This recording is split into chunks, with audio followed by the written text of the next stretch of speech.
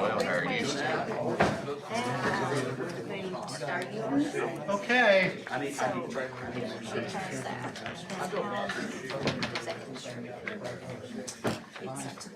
The county gets to identify who they can distribute. And you can do more than one. If I've got two, you can do more than one. Refrigerator for one, supplies for another. They let them know where they Mitch will walk us through what East Tennessee Shelby was talking about. Perfect. Okay, thank you. Whatever we have to do. Okay, here's the, all right. All I do now is go on and concentrate on students who don't work that all. Oh, I'm sorry. You're used to the others. Tracy, I'm gonna, if I could, we're gonna do a little something different tonight. Before I open the commission meeting, we have a request from Commissioner Duff's son, Lance Duff, to address the commission tonight. Lance, by the way, is a Roane County Commissioner, so welcome to the NFL. Step to the podium and tell us. I appreciate it.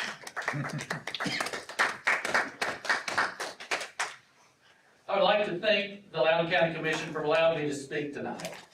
I am Lance Duff, Harold Duff's son. My sister Candy Duff Collins is also here tonight.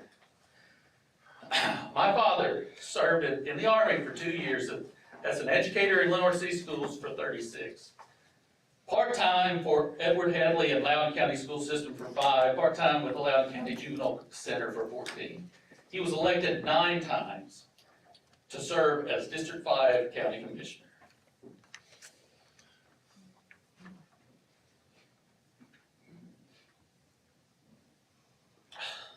Unfortunately, he was only able to serve a small portion of his 9th term. He had 28 plus years. My father lived a life of service. He instilled in my sister and I the values of always speaking the truth, keeping her promises, making the right decision. If someone disagrees with you, do not attack them personally. They must have a good reason to think the way that they do. He ran for county commission because he wanted to ensure that education had a voice. Loudon County needed my father as a leader for 64 years.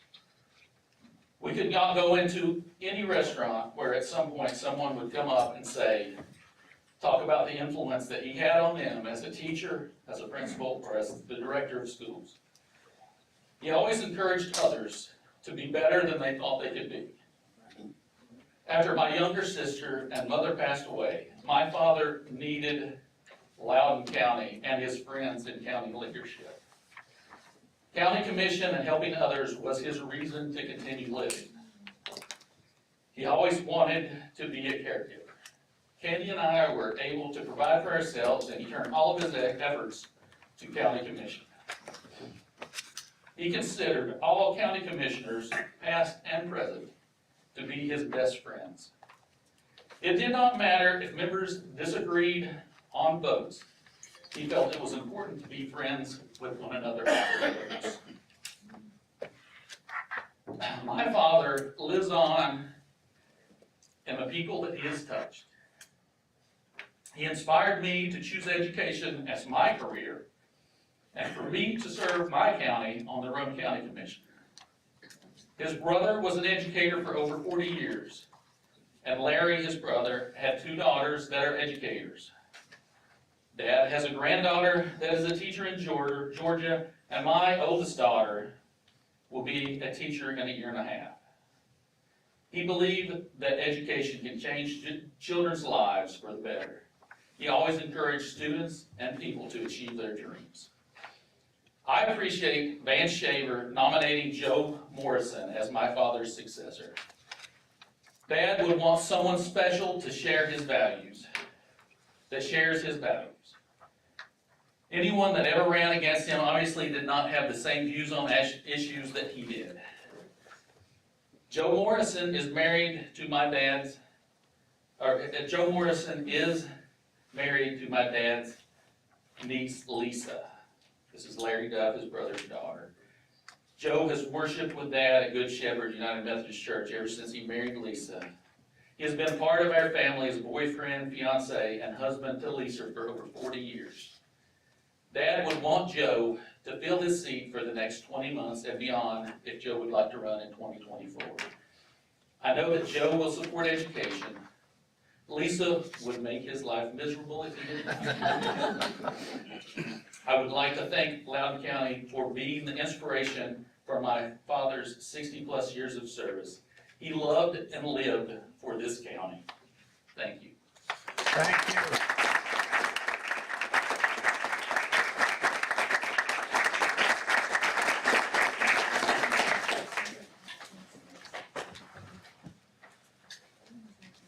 I want you to know that I met your dad when I ran in 2014. He was one of the finest men I've had the honor to know. And rest in peace, Harold Duff. We miss you. Okay, next up is going to be the appointment for the open seat. I will open it up if somebody wants to make a recommendation from the floor.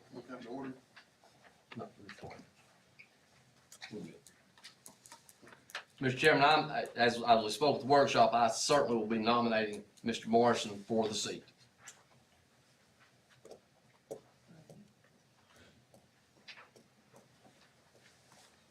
Okay, only a commissioner can nominate somebody. Any further nominations? Motion to close nominations. Motion to close the nominations.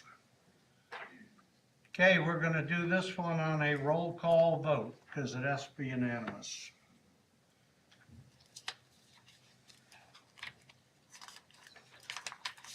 Go ahead. Randolph, Yes. James, Yes. Jenkins, Yes. Quillen, Yes. Satterfield, Yes. Whitfield, Absent. Cullen, Yes. Shaver, Yes. Waller. Aye. Okay, that motion carries. Joe, welcome to the NFL. Buddy, you gonna swear him in?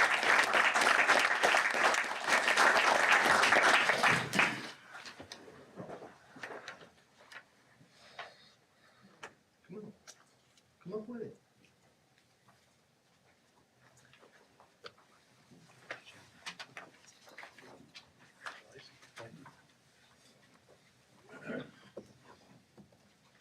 Raise your right hand. I state your name. I, Joe Morrison, Do solemnly swear do solemnly swear that I will perform with fidelity that I will perform with fidelity the duties of the office the duties of the office to which I have been appointed to which I have been appointed and which I am about to assume. and which I am about to assume. I do solemnly swear I do solemnly swear to support the constitutions to support the constitutions of Tennessee and the United States of Tennessee and the United States and to faithfully perform and to faithfully perform the duties the duties of the County Commissioner of the County Commissioner representing the 5th District, representing the 5th District, Seat A Seat A of Loudon County, Tennessee. of Loudon County, Tennessee. Official. Thank you.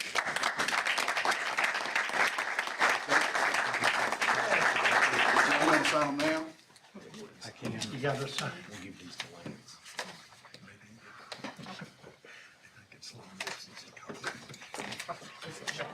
Yes, sir.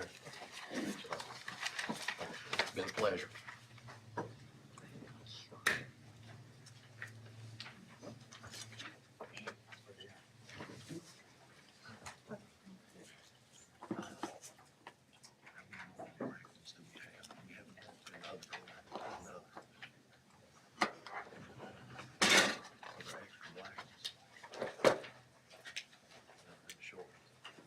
Give me one of those gold ones.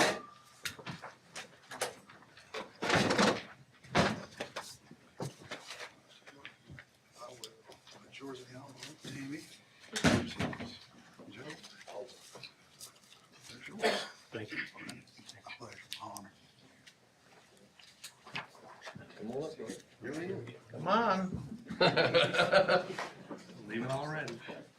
You gotta leave, you can't stay. Can't leave that quick. There you go.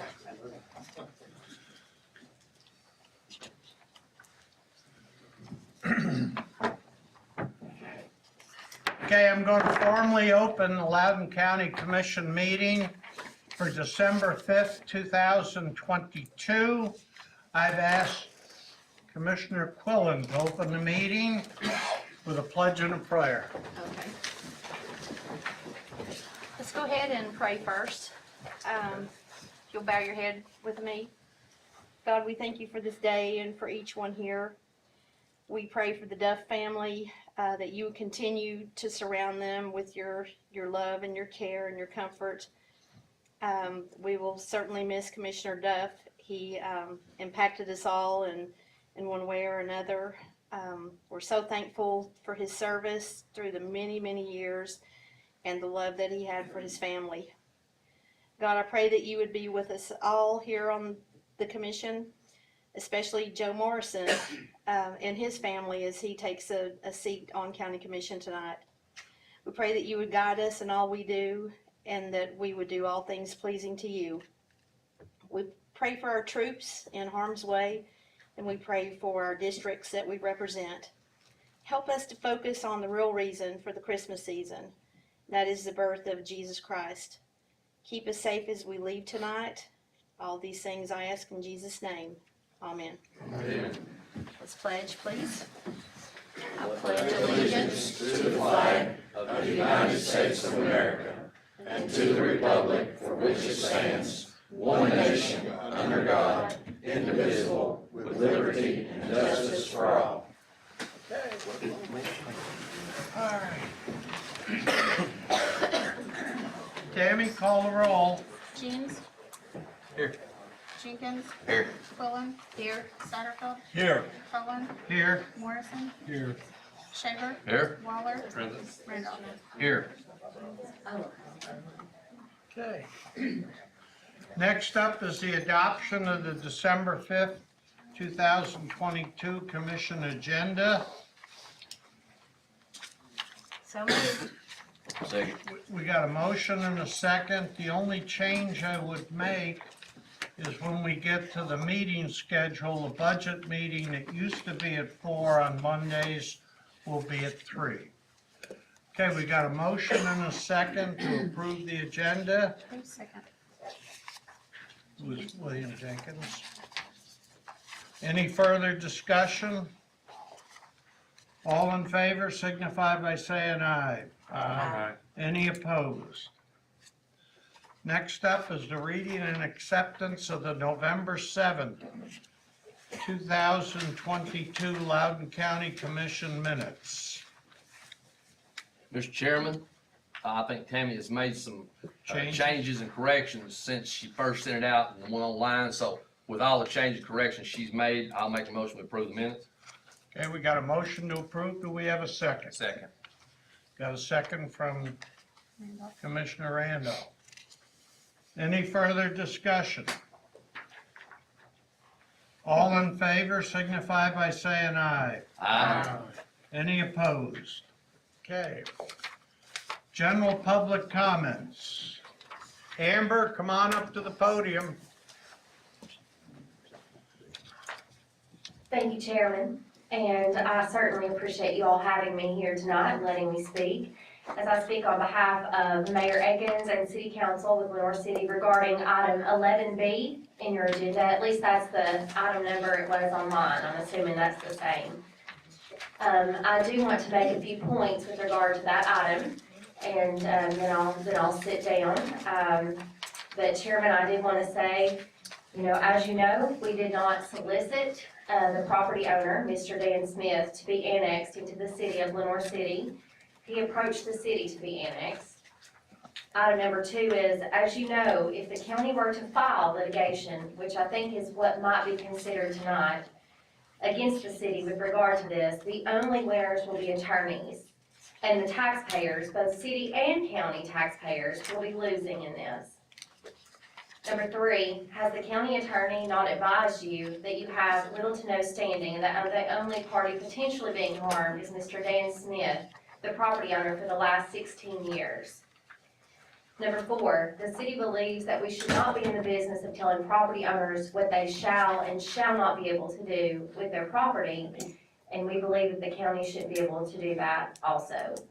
So those are the 4 points I wanted to make tonight. I appreciate you allowing me to speak, Chairman. No problem. Thank you. Dan Smith.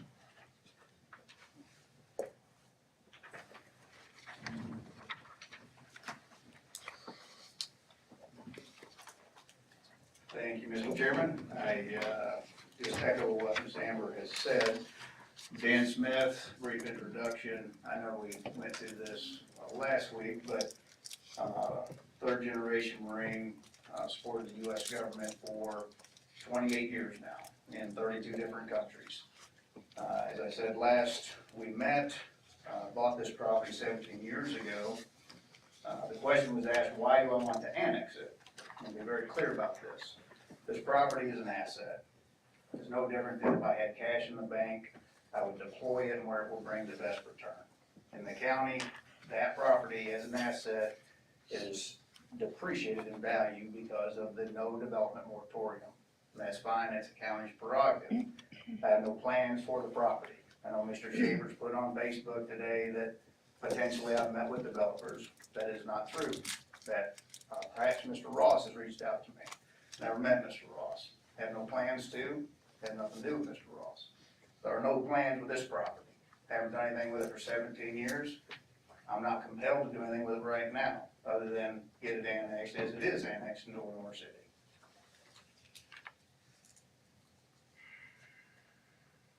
That is it. Thank you, Mr. Chairman. Okay. I'm gonna pronounce this Rio Valinero. Did I wreck the name? That's close enough. My drill Well, sergeant that's would good say it's a enough. little different, but that's okay. Sorry.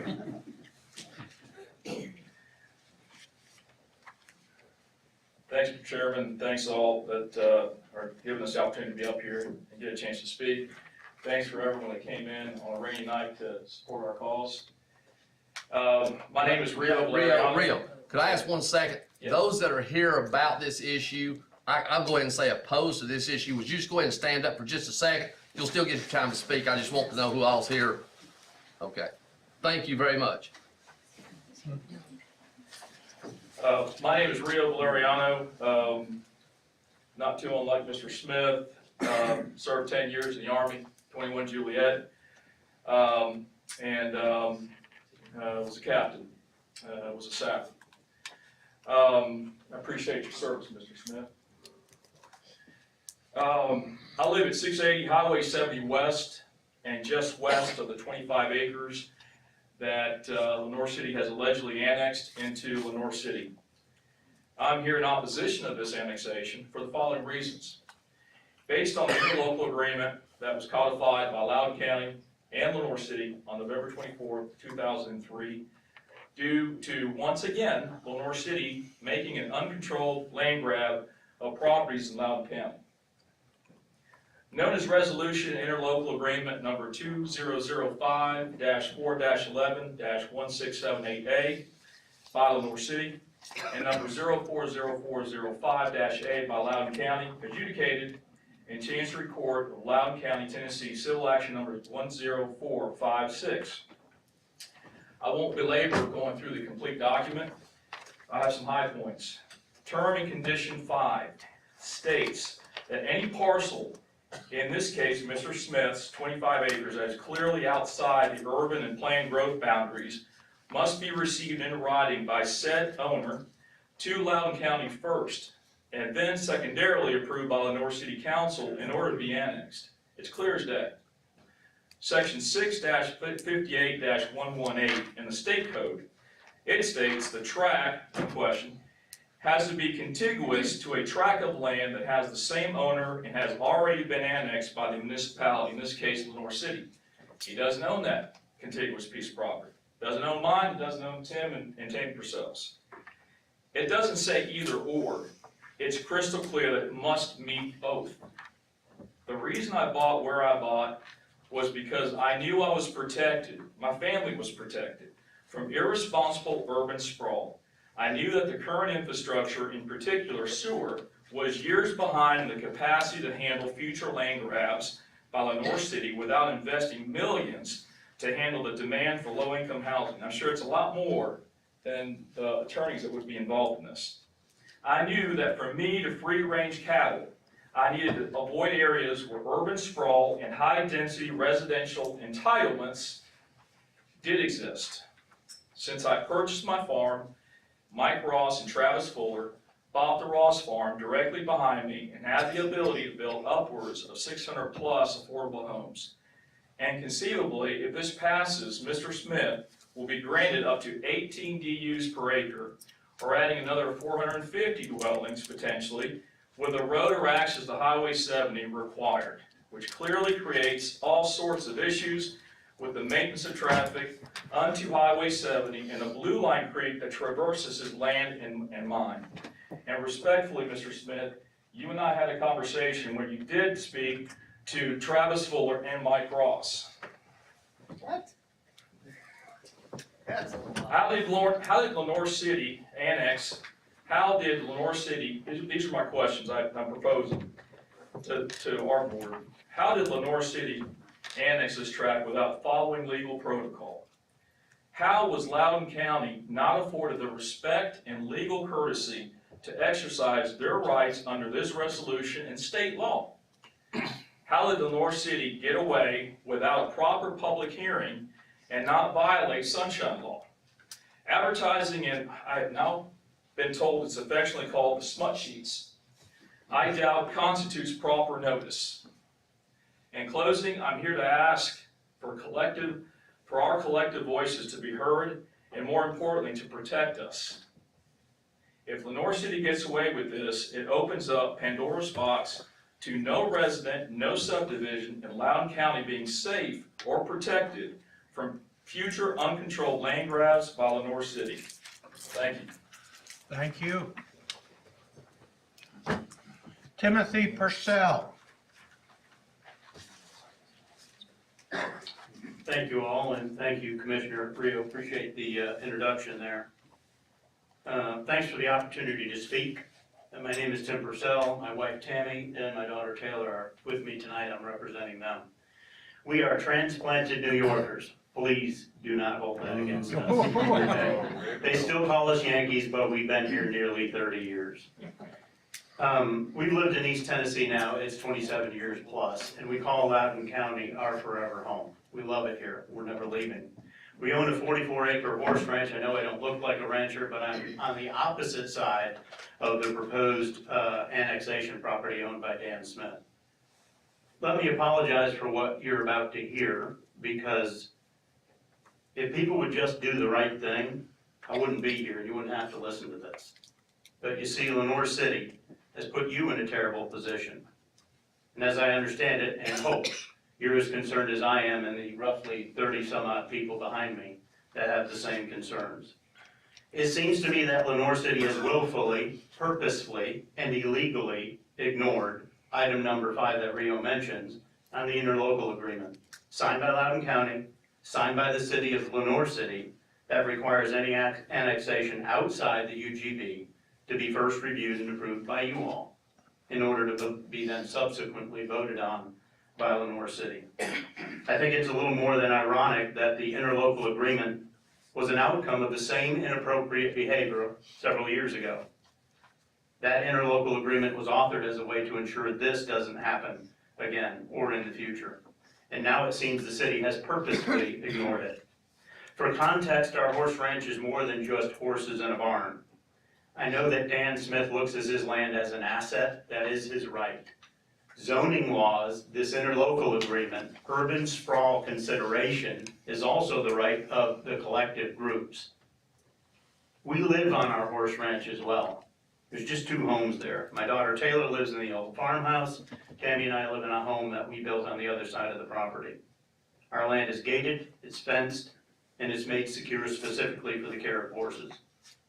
As you heard just a moment ago, Rio's 50-acre cattle ranch is on the opposite side, but his land use and the overall feel is about the same. He has a beautiful house tucked in the woods, grazing pastures, barbed wire all around.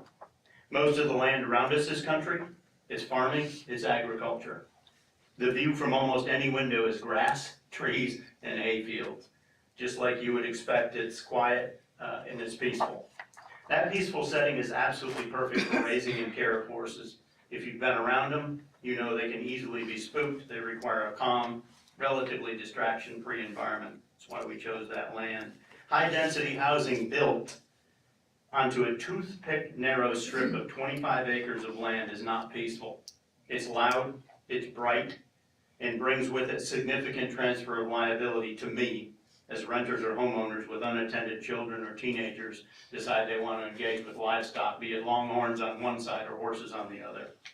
These are very good reasons to have a UGB, an existing governing interlocal agreement, to keep high-density housing away from 1,300-pound horses, 2,000-pound cattle, electric fences, heavy equipment, and barbed wire.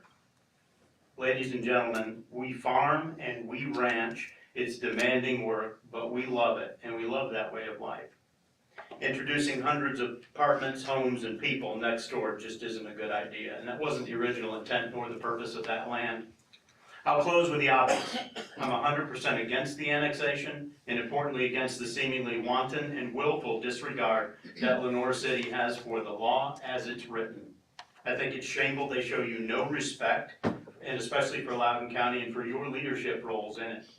Lenoir City's proposal to annex this property and allow high-density housing goes against common sense and the current legal agreement in place between the city and the county.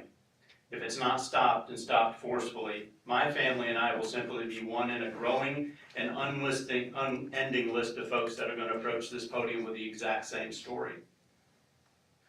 Finally, if you knew me, I don't often feel powerless. I've been in business as an executive for a long period of time. I solve problems for a living. Tonight, I do. I feel powerless. I've worked nearly 30 years here in East Tennessee to settle my family on this ranch. And tonight our future is in your hands. And I say this without drama, but with real sincerity. You're our only hope. These folks that I'm standing in front of right now, you're in front of what the future of my family's ranch looks like. But I'm asking you all to vote unanimously to stop the annexation. And thank you for your time and for your service to Loudon County. Thank you.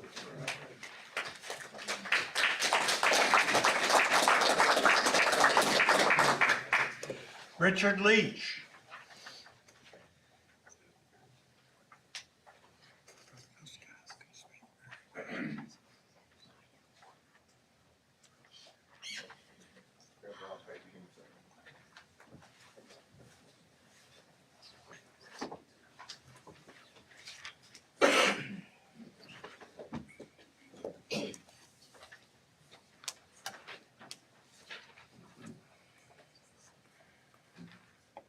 All right, I think I might miss the flow up of the direction this is going. I'm speaking on something a little bit different, and I think probably a little more, a little less contentious. My name is Richard Leach. I'm a resident of the 5th District, Eatonwood Subdivision. I'm also the county coordinator for the Libertarian Party of Loudon County.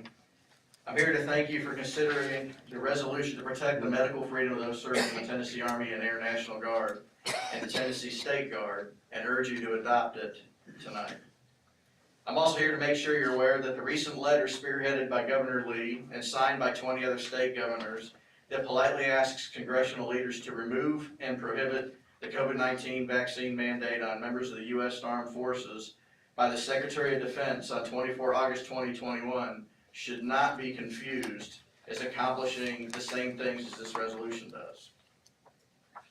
The governor's letter does a pretty good job of explaining why the mandate should end and calls on Congress to stop it permanently and prohibit it from happening again. It correctly cites the failure of the Army National Guard to meet its recruiting goals in fiscal year 2021 by 10%. It correctly cites that 7,500 Army National Guardsmen left the service. It correctly cites that the Army National Guard is preparing to discharge another 14,000 soldiers for refusing COVID-19 vaccine. It correctly cites similar failures for the active duty Army and across other branches as well. And finally, it rightly calls on the Congress to end the mandates going forward. But it falls far short of the requests that are listed in the resolution that Jefferson County passed in October. The resolution being considered here this evening adds the following important requests and places the responsibility on the governor and the adjutant general where they belong in a constitutional republic such as the United States. This resolution calls on the governor to mitigate the damage that the mandates have already done by reinstating full benefits to Army and Air National Guard members who have refused the vaccine. This resolution calls on the governor to publicly condemn the firings and the non-pay status of the Army and Air National Guard members.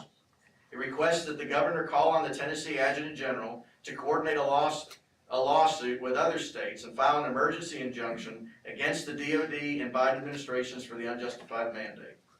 It calls on the governor to initiate back pay to National Guardsmen who have had their pay withheld for refusing the vaccine. It calls on the governor to have the Adjutant General halt any further firings of National Guardsmen who refuse the vaccine. It calls on the governor to file a request for information and to make public any findings concerning vaccine injuries, retention, and force readiness linked to the vaccines over the last 6 years. Finally, it calls on the governor to terminate any vaccine mandate for the Tennessee State Guard, which is completely volunteer, not federally funded, and cannot be federalized anyway.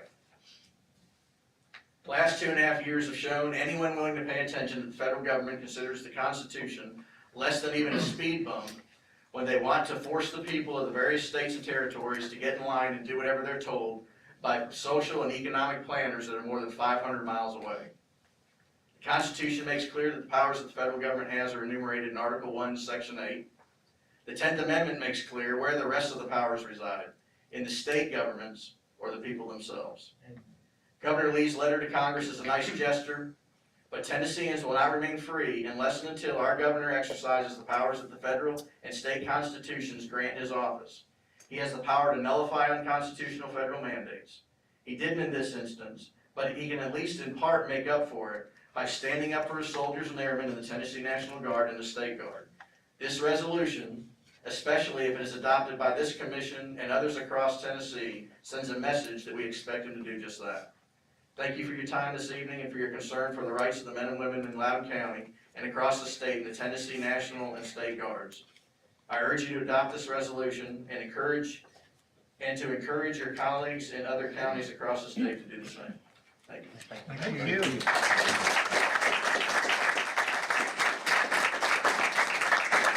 Rick Terry.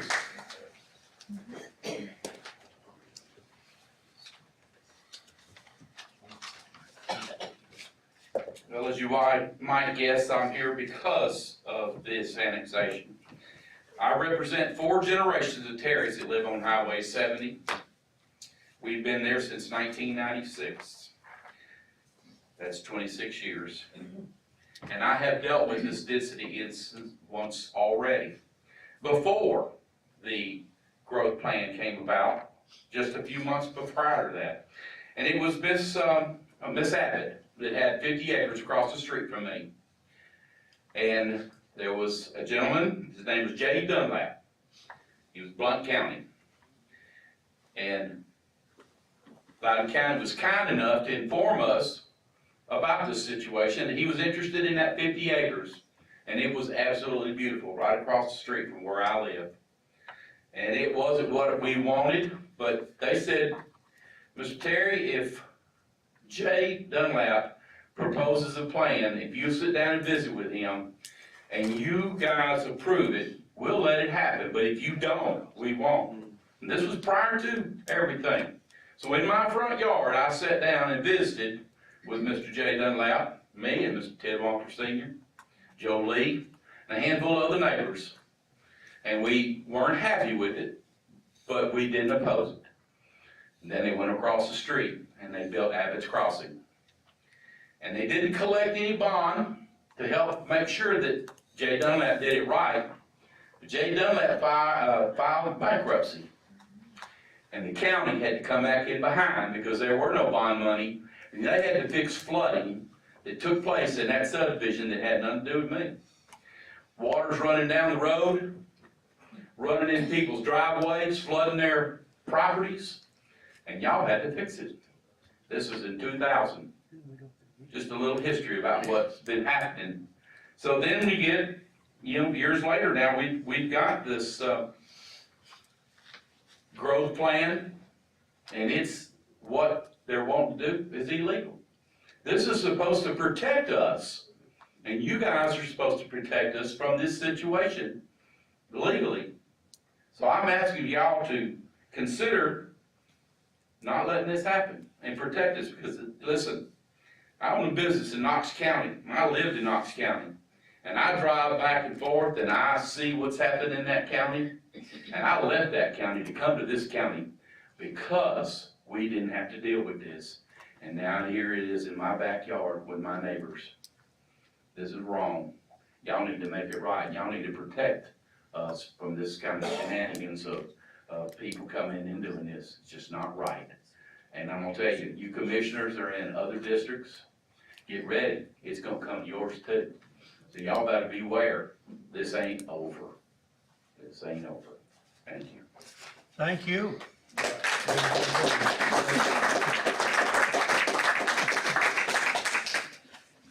Jan Hahn.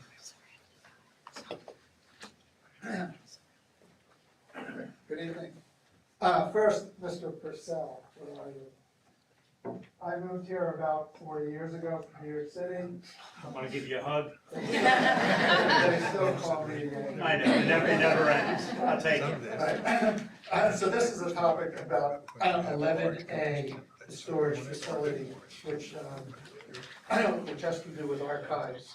Really short.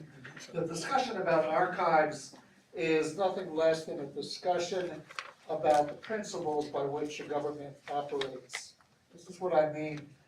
A responsible government has a legal and ethical obligation to preserve the records of its work. And I also believe that a responsible government has a legal and ethical responsibility to assure all of its citizens free and easy access to those records. A government that destroys its records, the history of its past deeds, or hides them from public scrutiny is fated to repeat its errors. So when you start talking about storage facilities, all I ask is that you consider the principles involved in the storage of public documents. And there are a number of options that you have to consider, but you have to be able to preserve the records, all of the records that are related to the work of this body and all the bodies of the past, and enable citizens, those who are able-bodied or those who are disabled, to have access to those records. That's all I ask. And thank you again for your time this evening. Thank you. Pat Hunter.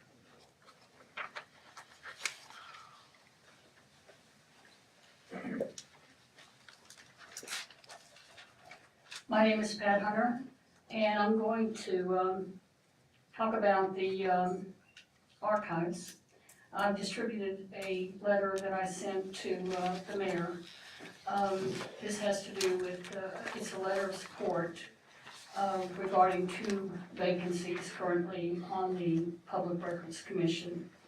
One is for the position of genealogist, which has been vacant since, I believe, March 24th, 2020, when Mr. Steele, a member of Tellico Village, resigned. The other position is the county archivist, which has been vacant, period. The Public Records Commission was formed on June 3rd, 2019. I gave you a sample resolution which shows the makeup of the current board. We have 1 member of the county legislative body, which is Mr. Waller. We have a judge, a county record, court of record, which is Hank Sledge. The county clerk is Raleigh Wampler. County register is Tammy Gallagher. The county historian is Darrell Tuck. He was appointed May 6, 2019. The county archivist is vacant, as I said, and I'm the member at large, and I am the chair. I think in a very small organization such as ours, it's important to have the positions filled, because in order to move forward, we have to have a quorum. And if we don't have a quorum, we don't get our work done. We're a small organization, But by state law, we are tasked to do many important things, such as the Tennessee Open Records Act does not distinguish between a temporary and a permanent record. The archive records would be considered permanent records. The day of leaving the boxes of archives in the old courthouse, of course, doesn't exist anymore because of the fire. But from the basement, roughly 1,170 boxes of records were retrieved from the basement. Now, with those records, we had records that were obsolete records, commingled with historic records that went back to 1876. It's a tragedy that they've been sitting there all this time, but we are inventorying the records. So far, we have been able to send for cleaning and restoration, which the insurance will do because they said 3 inches of water. They were sent to be cleaned. The ones that have mold will be restored with a gamma process to destroy the mold. Out of the 41 pallets, we've sent off 18. On Friday, we finished sending off 4 more. Of those, roughly 4 will go back to, 1 pallet will go back to the District Attorney General, who was very, very supportive and actually came and worked with his records custodian to retrieve old books, private acts and public acts that went back to the 1876. So we're going to transfer those records to his office. We are required to do it. There was a question whether we had to do it or not. The state archives states that we do have to do that. Some records will go back to the soil conservation. There are many marriage licenses with the county clerk requested. They're gonna go back there. There's court records from circuit, chancery, which must go back, and those are permanent records that they will want to go specifically back to their departments. We are required by state law, as I was told last week, to inventory each box using the retention schedule. We simply can't mark them trash and go with that. We have to inventory them. We have to use the retention schedule. We have to prove to the state that what we are about to authorize to destroy, we in fact can do so. After our commission authorizes the approval of the authorization to destroy the records, then the next step is to send that same information that we reviewed and approved to the state for their review and approval. It could take months, but they're telling me that they will try to expedite our request to help us out. Now, there was a question, could they come and help us do the inventory? The answer is no, but they can help us in other ways, such as set up a program for the archives. Since the archives are permanent, the state law applies to that. All records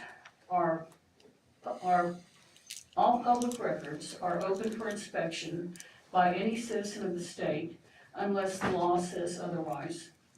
And the law was created under the presumption of openness. Public records are open to Tennessee citizens unless state law provides otherwise. In my letter to the mayor, we're requesting the archives position. We have someone who we feel is very, very qualified. She said that I could state her name publicly and give her resume out. Her name is Ms. Gregg. She has a wonderful background. She has 15 years of grant writing, and we believe she would be an asset to our organization. She's willing to work for free. She'll volunteer. She'll help us with the inventory. So we welcome her her volunteering for this position. We have another lady, which Mr. Tuck, our county historian, spoke to from Greenback. He said that she is willing to serve as well. We would like an organization that is diversified, that has people from different parts of the county, so we have input from everyone. We want to be inclusive, we want to be open, we want to be transparent, and more importantly, we want to make those records accessible to the public. I welcome the idea of having a central location for the records, but we simply can't put them back in boxes and forget about them. This is rich history that the community has a right to know about, to learn about, something that we teach our children and future generations about how our citizens lived in the past. The past is just as important as the future. So I've sent that to the mayor for his consideration. He has the power of appointment. You have the power to approve. So that is our request to you, and I thank you for your time. Mr. Mayor, I ask that those two be put on the workshop agenda for whenever we have a next workshop. That's my intention. Yes. Thank you. Okay. I'd like to say one thing about annexation. Many years ago when I moved here, I moved to a very rural area. It was right off Harrison Road. It was an old farm, and there was nobody out there. We loved it. And very quickly we learned that the city wanted to annex the property behind us, which was the original Harrison Farm. And the developer wanted to annex it and pretty much did a strip annexation. Went down Harrison Road, grabbed the subdivision all around me, and annexed it. And I thought, this isn't what I moved to. I moved to the country. The city annexed it. My neighbor and I, we were not wanting to be annexed, so we fought the annexation, hired a lawyer, and we stopped it. So some 45 years later, I'm surrounded by the city, and I still live in an island. But what I want to say is that I couldn't stop the progress. I didn't like the density. It has created terrible problems with lots of cars, narrow roads, and there has to be a way to reach to the cities and somehow explain to them that they have to do more planning when they decide to put big subdivisions with lots of density, because it creates problem with congestion, with density, with schools. It just goes on and on and on. We do need progress, but it should also follow the infrastructure. And in this case, if it's out of the UGB, then in my opinion, they shouldn't be doing that. Thank you. Okay, thank you. Okay, that concludes the public comments. Next up is Susan Husky. Mr. Chairman, I'm Yeah. gonna ask indulgence of you and the commission. We have a large contingency here. You've heard from them. Would you all allow me to move the annexation conversation on up to now?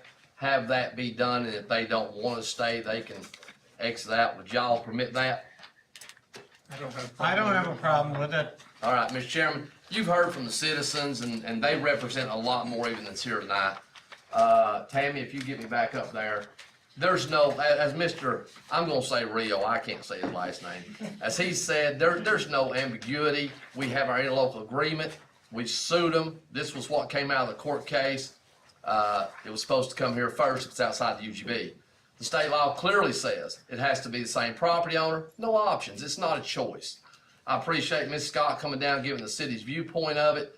One other thing we need to add to this conversation, on the state website is where you find the county's UGB, the cities, and all that sort of stuff. And the area that this property in was designated and approved by the state of Tennessee as the planned growth area.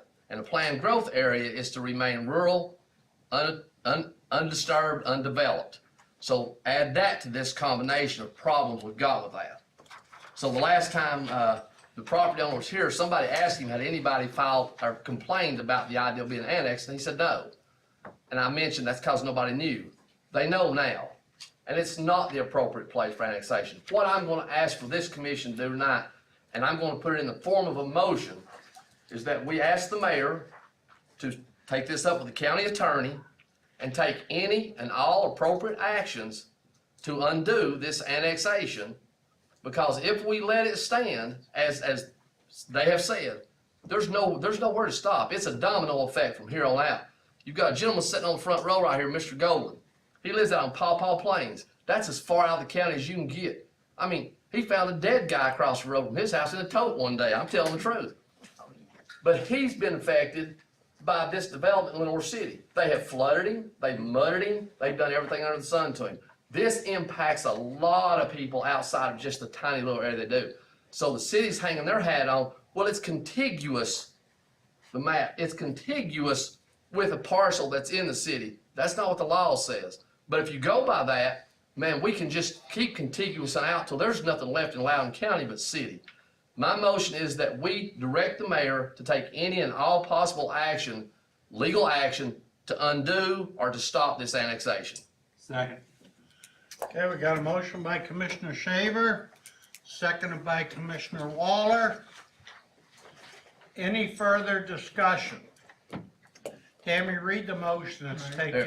Mayor wants to. So the Kramer Racing, who Bob works for, also works, they have an attorney there that works with, for Lenore City as well, so it will be outside counsel, will not be the county attorney. That's correct. There'll Which be a is search commonplace. process involved. Okay. I would like to say before we vote, this, in my opinion, is not a vote for us to get into a lawsuit. Absolutely. I think it's putting the ball back in Lenore City's court to do what they should have originally. I agree 100%. And I'll agree with Ms. Scott, there is no reason for the two entities to be having a wrangling lawsuit. It took a year and a half in 2003 and 2005 to settle it. It was under a different administration, some of the same councils that are there now. It's insane for us to have to take legal action to stop something like this. So no, I'm not saying tonight sue Lenore City. I'm saying that we're gonna find some legal counsel to get this thing undone. We shouldn't even have to. It's illegal. There's no reason to have to take a lawsuit. The state of Tennessee, I would come in and say, you can't do that. So anyhow, that's my motion. Hey, Tammy, can you read the motion? Commissioner Shaver is asking the mayor to take up with an attorney, since it can't be Bowman, to undo the annexation of any and all legal action to stop and undo the annexation. That's good. Okay. Can you repeat the motion, please? I know, I mean, we're talking about lawsuits and legal things, and I want to be sure I know what I'm getting ready to vote on. Commissioner Shaver asked Mayor Bradshaw to take up with the attorney to undo the annexation with any and all legal action to stop or undo the annexation. Are there any TCA codes that you're aware of that would interfere, that were updated, that could be contradicting to the ones that were? None whatsoever. Okay. So the interlocal agreement and TCA says this is not allowable. 100%. Bob Bowman provided me with both of them. So we're questioning the process, right? That Lenore City should have come to county commission first. That would have been the first step that would have had to happen under the interlocal agreement. I think Tammy passed that, or was it just the map? Did you pass out the map tonight or the whole 3-sheet? All 3 sheets. Okay, if you look at that right there, that's the interlocal agreement. The meat of it that matters is number 5. And then the TCA, which requires it to be the same owner of both parcels.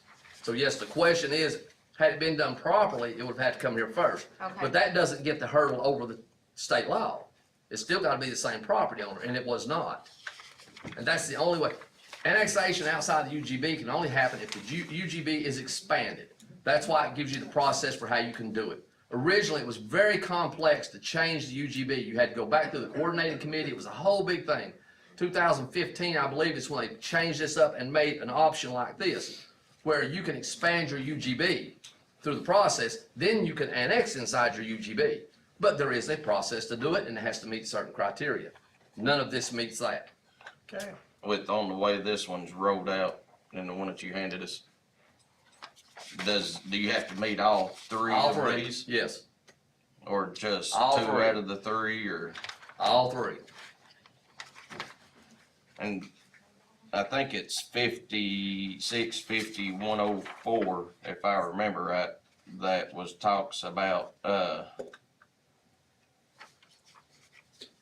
if a property owner were to come, and this was back in 2013, if I remember right, that it says that if a property owner were to come to a municipality, that they have that right to be able to, if they do the readings that they're supposed to do, the proper postage and all that stuff, that they could have it annexed. That's correct, inside the UGB. It And that's don't how say every that on that one, though. annexation's been handled since then. The property owners in the UGB, they come and request annexation to the city does their 2 to 3 readings, and they annex.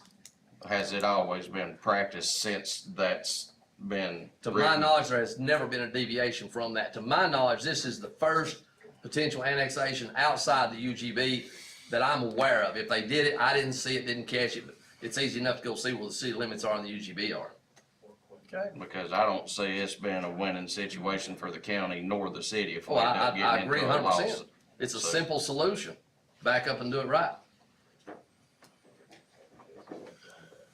Okay, any further discussion? Let me just Go ahead. bouncing off Rosemary to clarify the motion. The motion is that we direct the mayor to get with the county attorney who can't do it, but he'll find somebody who can, and to take any and all actions up to legal actions to undo this annexation. Does that mean contacting Lenore City's attorney? Absolutely.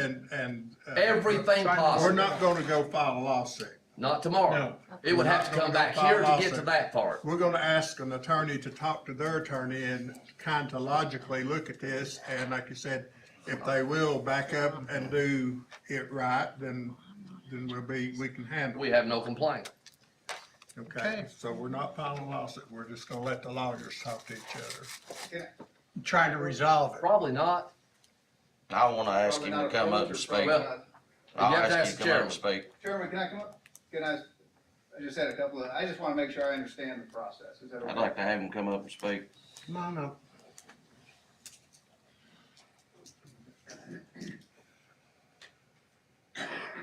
Sorry, Mr. James. You're good.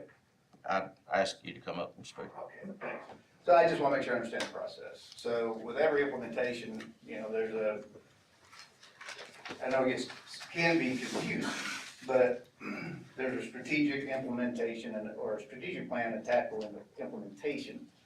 So you're telling me the only way this land could be annexed is if I have contiguous ownership with current city property?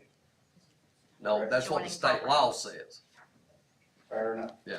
Okay, just to make sure I understand that. So, and where it becomes I understand the strategy of diminishing development. And Rio, you should have got a hold of me, you misspoke.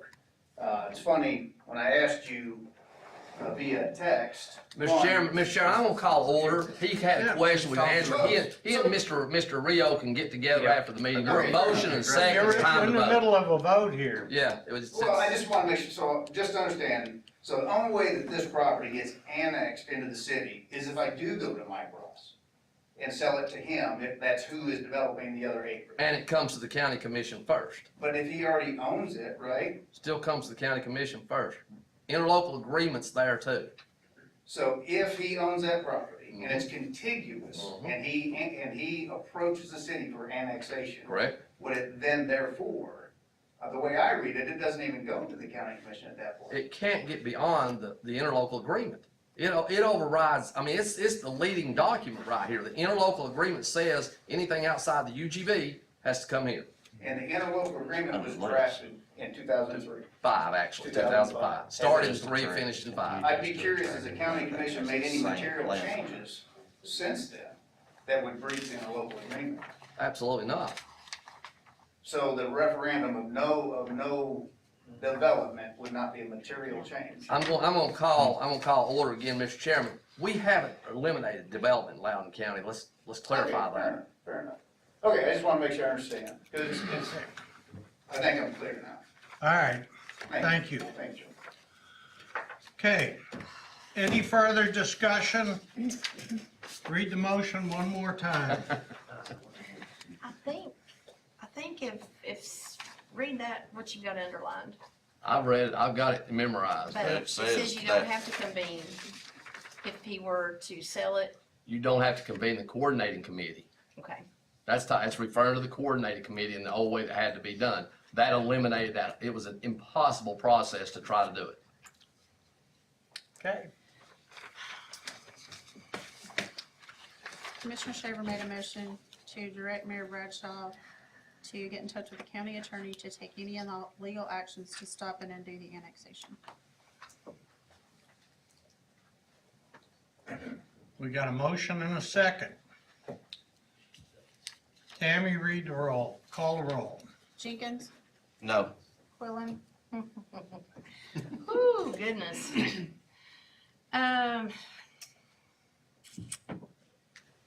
I'm not for a lawsuit. I don't know what that would do. It couldn't happen till it come back here. I think there needs to be more discussion. I'm not an attorney. There are things about this that I don't understand. There are things that don't make a lot of sense to me with some of this. I don't know how you undo what Lenore City has already done to this point. I know Mr. Smith said he's not planning on doing any development with his property. I mean, there's a lot of things bouncing around, what I've heard. And I don't know the whole story. Maybe there's more out there. I don't have a lot of the information that's any way to check on what's being said. But I'm not for a lawsuit. I'm saying all this to say, yeah, I think there needs to be further discussion in this, because I'm not an attorney and I don't know how to undo what's already been done, how to back up and redo something.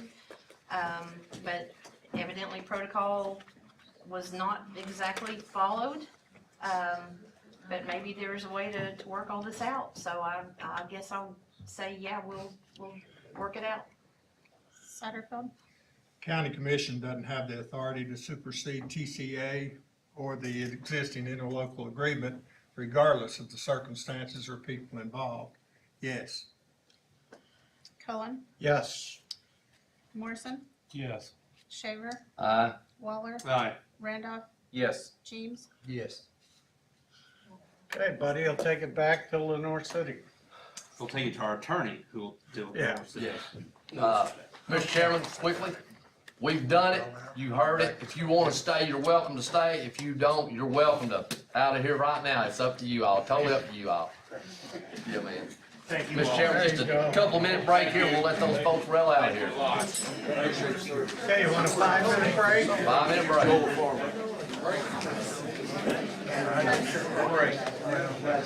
Let's just do it. I can't remember where it is.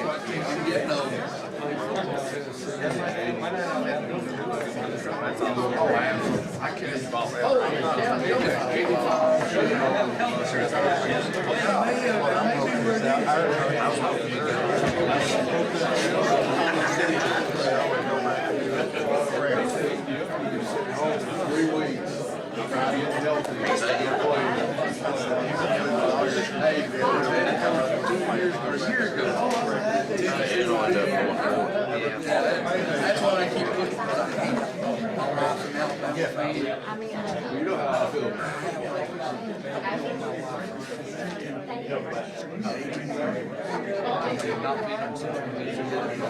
Nebraska bound, baby. I remember those good. I appreciate it. I wish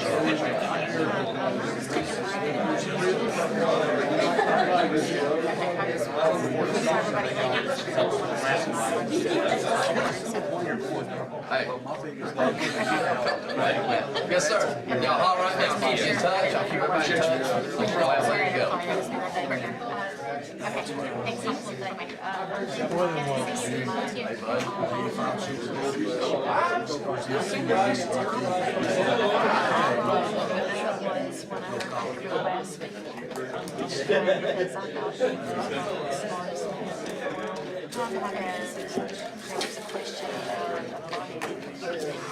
Guys.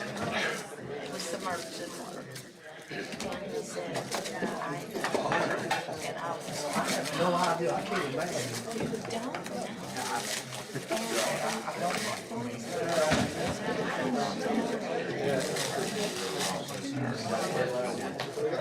What's that?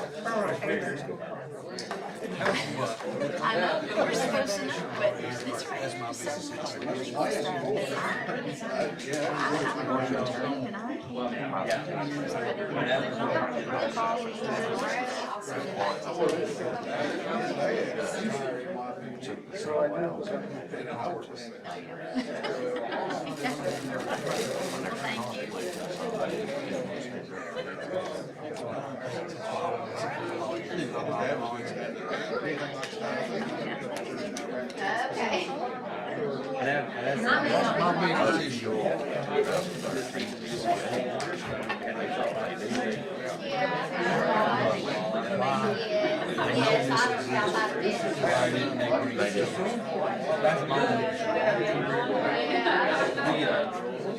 We have this paper.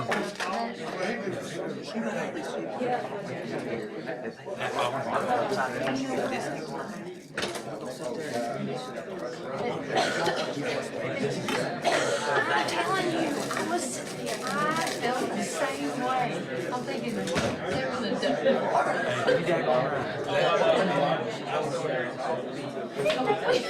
Okay. Did you know him? He was on the 85 and he teach sugar. Coach, if we can round them up, we'll get going. Box, remember where I knew him from?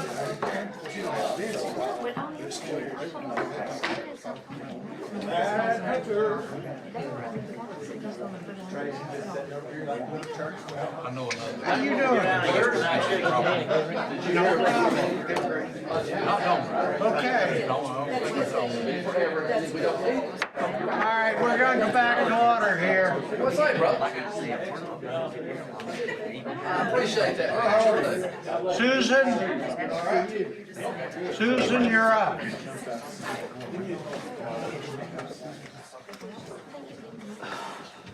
Yeah, but you got to respect his second. The motion to approve the phone system and multi-year. Second to approve the phone system and the multi-year copier. Do we have a first or motion? Second. He seconded. We're doing both of them at the same time? Yes. Yes, sir. Miss Hussey's got to go home for dinner. Hey, we're jumping the gun, our new guys. Okay.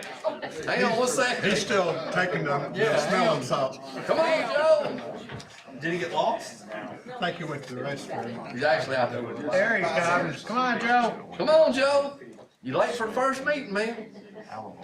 We done got a motion in a second. Mayor, do you live in the? Hey, we got a motion on the floor by Commissioner Shaver to approve the phone service contract and the copier lease. Was seconded by Commissioner Waller.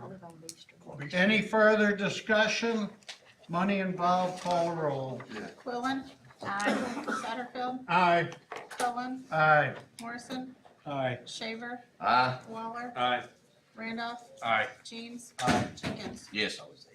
Okay, motion carries. You're clear. Thank you, Susan. Mr. Chairman, I want to go ahead and put forward a motion to approve Kelly Branham's Loudon County Emergency Management Hazard Mitigation Plan, all 478 pages of it. How's that? I was gonna say, it's a beautiful plan. Yeah. I read it with interest. We got a motion by, Front to back, huh?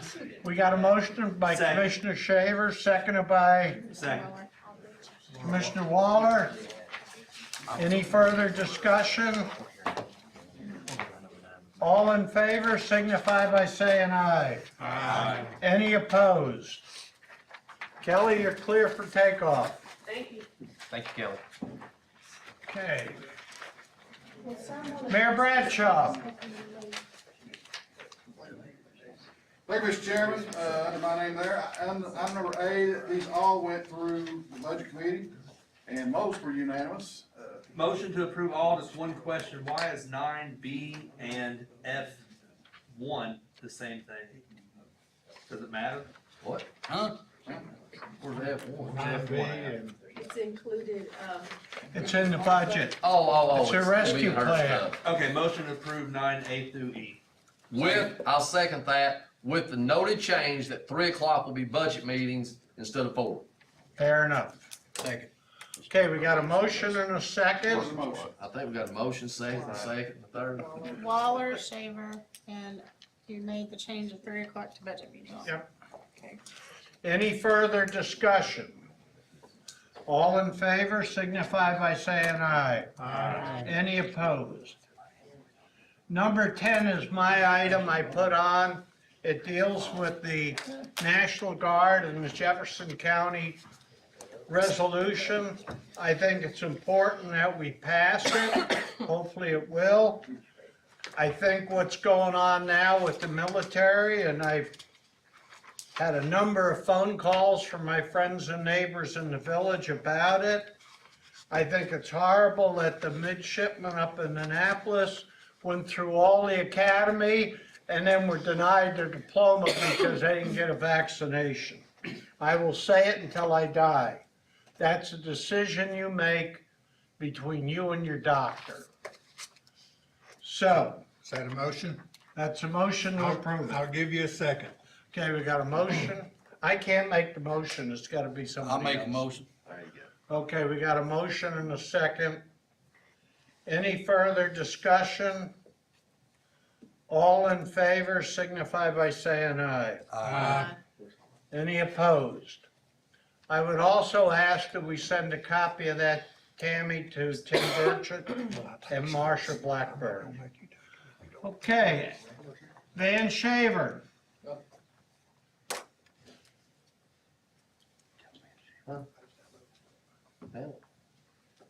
11A. Okay. 11A. Okay, we've handled B. A is simply the discussion, or I'm gonna put it in form of a motion that as of tomorrow, the county mayor begins the conversation with the owners of the storage facility in downtown in eye of a purchase, to negotiate the best possible contract for us tomorrow. And all contingent on an inspection and a title search. I'll second that. I'd like to make, Don't be amend it to where it's no more than $420,000 period out the door. Oh. You just not tap talk You it just off. made it 420. That's what it's been. But it might be less. That's fine. There you go. It ain't now. Take it back. Yeah. Withdraw your amendment. You won't. You don't show your cards, Adam. Oh, goodness. Okay, we've got a motion and a second to allow the mayor to go ahead and work on securing the bank building here in Loudon. Tomorrow. And Mr. Chairman, I've met with, I've talked with one of the owners, I talked with the husband of the couple that owns it, and told them I was expecting this direction to happen tonight, would like to sit down with them either tomorrow or Wednesday, and they're supposed to give me a call. Fair enough. If I hear anything by mid-morning, I'll give them a call. There you Okay, go. we got a motion and a second. Any further discussion? We can do this by voice vote. All in favor signify by saying aye. Aye. Any opposed? Mayor, you're on. Adam Waller.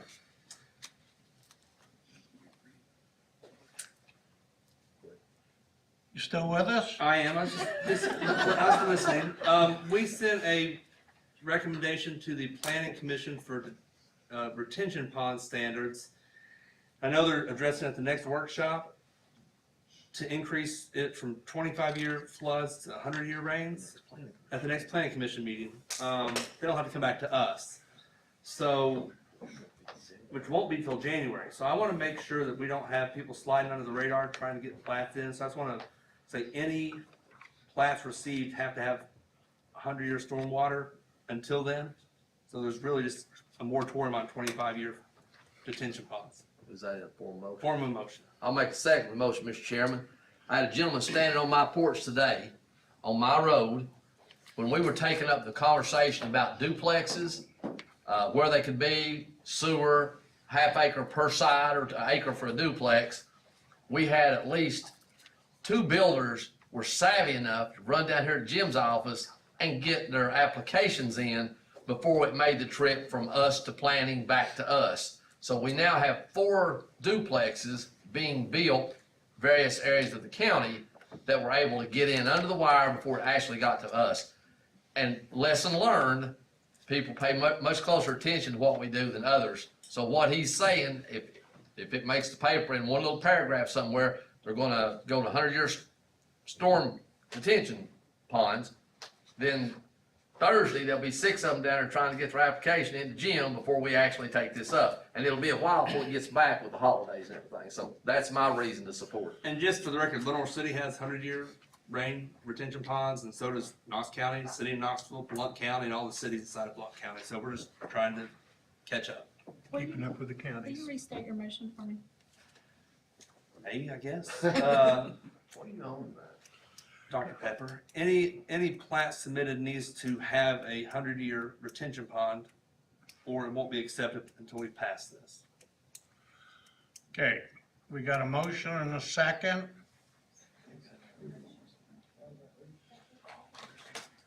We can do this one by voice vote. Sure. Any further discussion? I think it's retention, but I say it. All in favor signify by saying aye. Aye. Any opposed? Okay. Tracy Blair. Thank you, sir. The first item is consideration of recommendation to authorize United Community Bank to serve as a depository of county funds.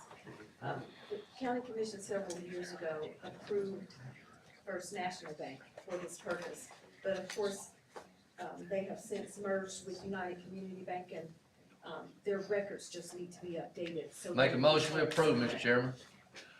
Okay, we got a motion to approve. We got a second by, Rosemary. okay, Commissioner Quillen. Any further discussion? We'll do that by voice, a roll call vote. Get your checkbook out. Yeah. Go Go ahead. Oh, no, he's not back for 2 years. Hold on. We got an agreement. Okay, call the roll, Tammy. Satterfield, What are we voting on? Number 8.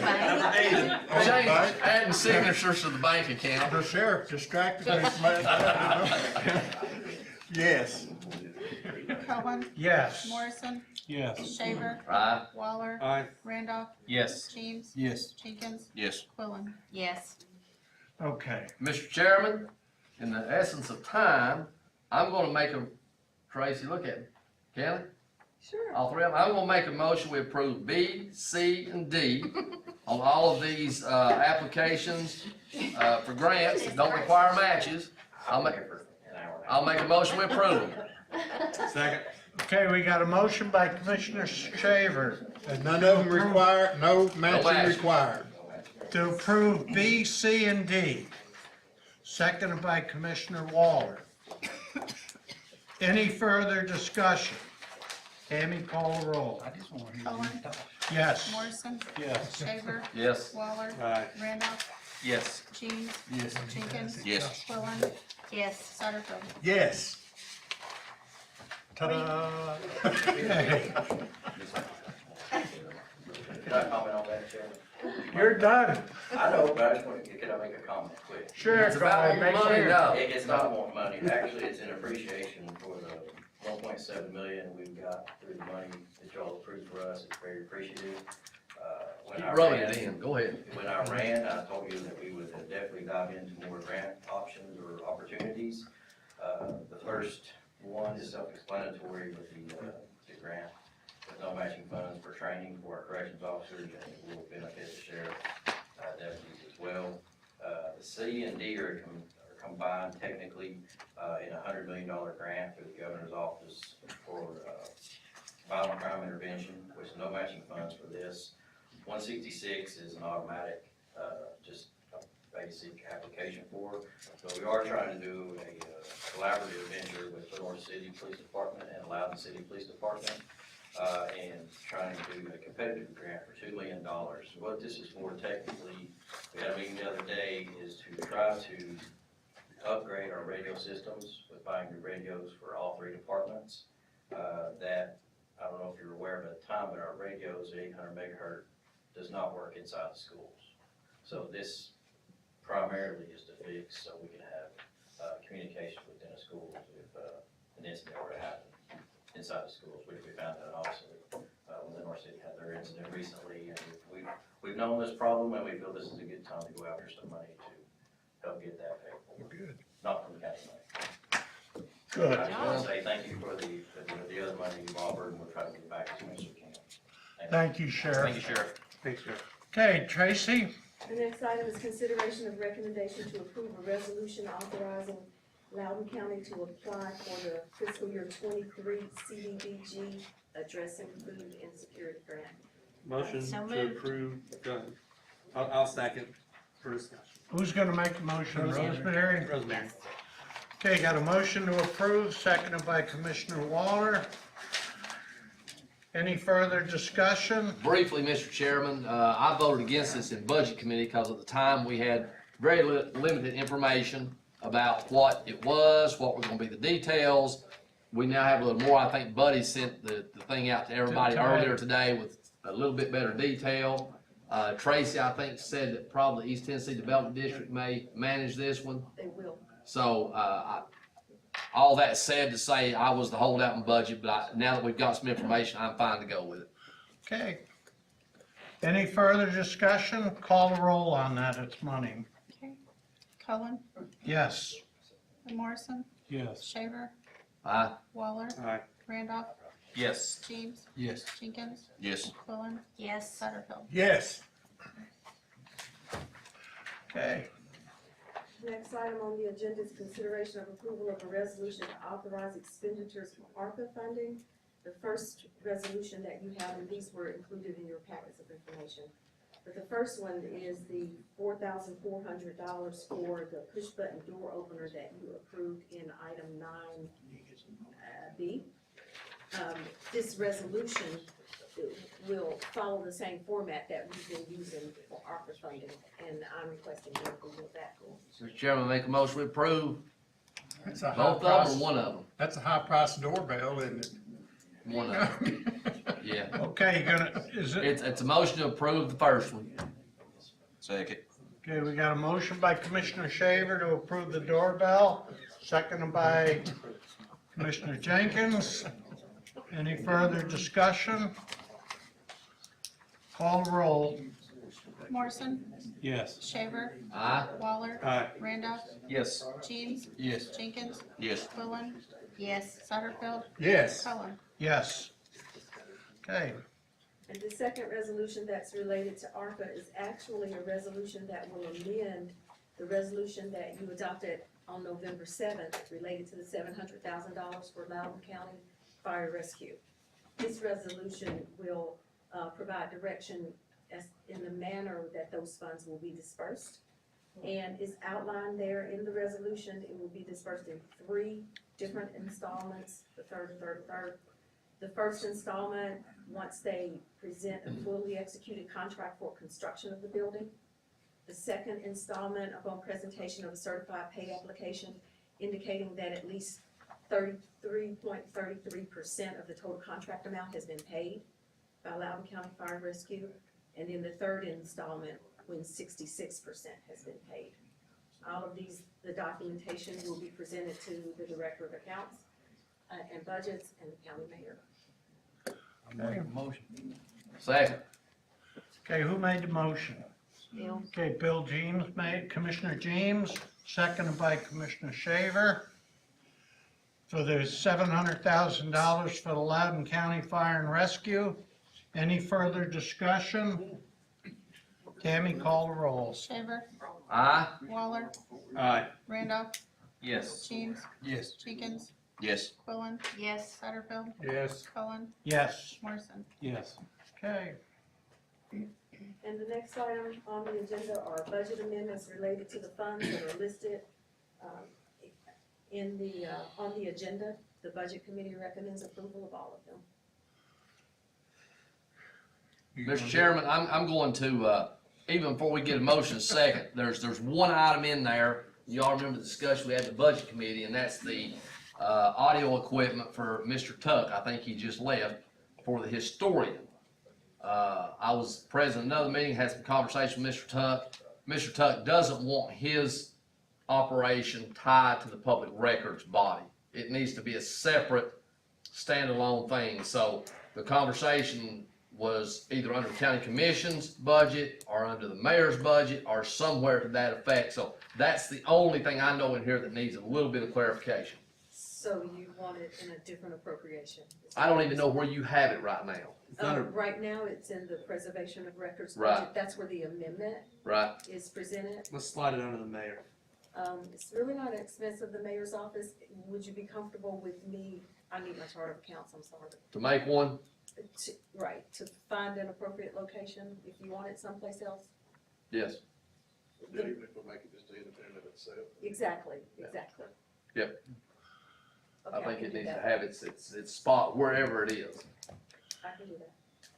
So, and that covered, Mr. Chairman, I'll make a motion, we approve 1 through 9. Okay, we got a motion to approve 1 through 9 budget amendments. Do we have a second? Second. Seconded by Commissioner Jeans. Any further discussion? Tammy, call the roll.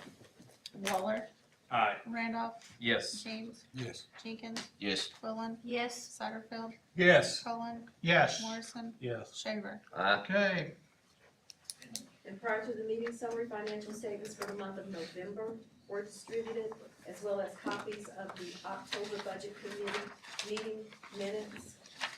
And thank you very much. okay, thank you. Commissioner Waller. The mayor has one thing. Oh, I didn't remind Tammy to put it on, so I didn't. We had talked about a workshop, about Mr. Shaver taking Mr. Tinker's spot on the, Public Records Commission. And I put that before vote, and I intend to bring the 2 names as recommended to the workshop place for the historian and the genealogist and archivist. So it's gonna be 3, we're voting for Van tonight, plus. No, I'm gonna bring the other Just- 2 names per our protocol, per our procedure. I'm gonna bring the other 2 names to the workshop. okay, you're gonna make, you wanna propose Van for the, Correct. Yes, sir. okay, I'll Motion. entertain a motion. Motion. To put Mr. Shaver on. Public records. Okay, we got a motion to approve Commissioner Shaver for public records. Do we have a second? Second. Okay, we got a second from Commissioner Satterfield. Any further discussion? All in favor signify by saying aye. Aye. Any opposed? Done. Thank you. Okay. Commissioner Waller? I'd like to make a motion to approve the 9 names listed under bonds and notaries. You're not gonna read them? No. Okay, we got a motion to approve the bonds and notaries. Do we have a second? Second. There you go, you got that in the rest of your life right now. You got a Good second? Adams to knock out on the Now you're stuck with it for the rest of your bond, time. yeah. All right, we got a motion and a second. Any further discussion? All in favor signify by saying aye. Aye. Any opposed? Motion to adjourn. Motion to adjourn. Do you see a need for us to move the budget? Okay. Hang on, guys. It's still tentative, but I think we're pleased. Thank you. Appreciate it. All right. Thank you. But I think we're gonna be able to, cancel the budget meeting. If something comes up between now and then, we will. I'll cancel it by Friday. Okay. Beforehand, and we're gonna do the workshop. We cancel the workshop. It's done. Okay, I just wanna make sure. Okay. That's all I got, Chairman. Thank And you. then we'll have to determine whether or not we have a January voting meeting without a workshop, unless there's something Something falls really, apart. really big, then we'll do what we have to do. Okay. Mr. Chairman, I just happened to be in on a hearing today. Today was the hearing of the Cook Brothers Construction versus Loudon County. Today's hearing was to determine whether or not newly elected Chancellor McFarland would hear the case. the Cook attorney had asked for McFarland to recuse himself. In the documents that he filed, it was because Mike Pemberton's wife works in their lawyer's office, and therefore it'd be a conflict for Mr. McFarland since he had a lawsuit against Mike Pemberton in 2014. It was quite convoluted. Then, when the attorney got up, he said that Mr. McFarland should recuse himself because he walks the halls with county commissioners each day, and he interacts with us all the time, and that we all supported him. Mr. McFarland called the attorney onto the stand and said, "What are you talking about? None of that is in your document. You didn't say, well, you know," and ultimately the attorney said, "Let me retract all of that." So he retracted. Ultimately, Mr. McFarland, Judge McFarland, said he will not recuse himself from hearing this case. The next thing that will be heard is in January 17th, buddy, I think it was, January 17th, there will be a motion and a cross motion that McFarland will hear. They have made a motion for summary judgment, basically saying, "Hey, Judge, we're right, rule in our favor." We have filed a cross motion, summary judgment, to say, "Hey, Judge, we're right, rule in our favor." Very rarely does a judge ever take any of these requests. Friday is the docket hearing for April's county, Loudon County Chancery Court. So Bob Bowen will be down here Friday to have a court date set in April. So unless the chancellor does something with it on the 17th of January, it should actually finally go to court sometime April 2023. Okay. That's all the update I've got, Mr. Chairman. Anything else? Got a motion and a second to adjourn? Third. Who made the motion? Oh, yeah, Henry did this, Buddy did this, and the rest of us didn't do nothing, so just Who made SOL. the motion to adjourn? We got a motion, Joe. Who did We got a that? motion to adjourn, we're done. We're done. Yeah, Somebody second it, you didn't? yeah, it's done. Hey, I was bringing my gift to the workshop, man. Me too. Still working on Afghans. I